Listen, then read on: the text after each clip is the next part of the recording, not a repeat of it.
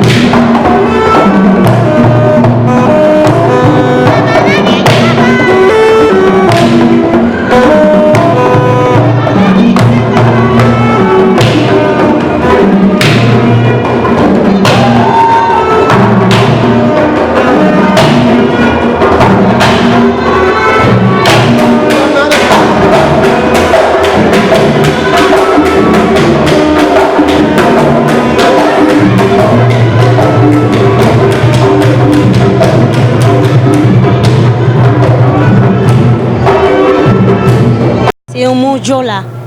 Donc bakalama c'est pas la danse Joola seulement.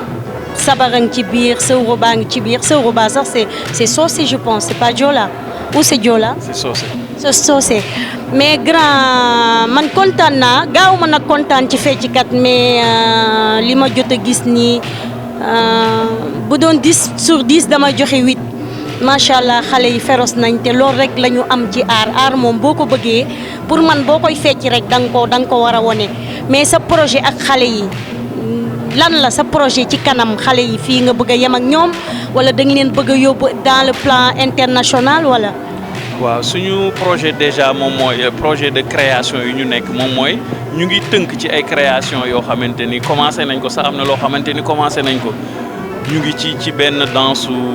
Joola la mais métis lay doon loo xamante ni bon bëgguñ ko wax mais sur le plan international defe naa commencé nañ ko te ñu ngi discuter ak ay promoteurs ak yëpp mais yàggul rek defe naa defagul 2 mois bi ñu jógee Chine donc sur le plan international am na loo xamante ni bakalama tàmm na ko ci scène bi.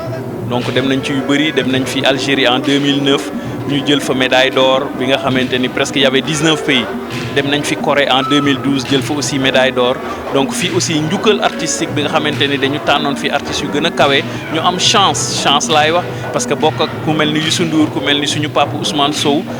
sculpteur boobu yàlla na ko yàlla xaare àjjana bokk ak ñeneen ñoo xamante ni dañ la tànn ne la bokk nga si ñi nga xamante ni seen liggéey moo gën a kawe fii ci wàllu art defe naa loolu sant yàlla la am na yeneen trophée en 2015 jël nañu FESNAC yàgg nañu daal vraiment li nga xamante ne ay trophée la jël ko fi ci Sénégal mais sur le plan international aussi yàlla dimbali nañu ñu ngi koy def mais ñu ngi pare daal benn création bu mag boo xamante ni au mois de janvier wala février incha allahu rabbi dina am loo xam ne nañ ko teg sur la table bu dul loolu nag ñu ngi ak suñuy coopération yu ñuy def comme tous les ans au mois de décembre actuellement lancé nañu benn stage bu mag boo xamante ne ay master class lay doon ay suñuy stagiaires yu jóge États-Unis day nekk du 27 au 10 première semaine bi Dakar la deuxième semaine bi dañ koy def Casamance donc yooyu yëpp am na xale yi aussi am na ñoo xamante ni tey jii nii am nañu chance dem école des arts ak yëpp parce que loolu aussi dafa am solo maa ngi doon bëgg a wax loolu ci wàllu formation ak jàng bi donc c'est vrai que mun nañ ko jàng nii dans le tas mais am na leneen aussi bu fekkee ne bëgg nañu yóbbu suñu art bi fokk ñu jàng ko bu baax a baax te loolu moom laay conseiller xale yëpp quoi donc ñoo xam ne tey ku mel ni ki nga xamante ni moom moo créé lii yàgg naa ko xam yàgg naa xam passé fam ak yëpp donc bu ñu demee sur le plan extérieur tey mu mun fa organiser ay sabar yu mag ak yooyu yëpp ak ay cours c'est parce que daf ko jàng man lépp lu may ñaax xale yi mooy lépp looy def na nga ko jàng loolu laa bëggoon wax aussi si loolu mais vraiment teg nañu suñuy projet sur le plan national ak international xam naa suñu demee ci yeneen yi dinañ ci ñëwaat pour mun a gën a yaatal. waaw mais monsieur Ndiaye pourquoi bakalama pour lan formé woo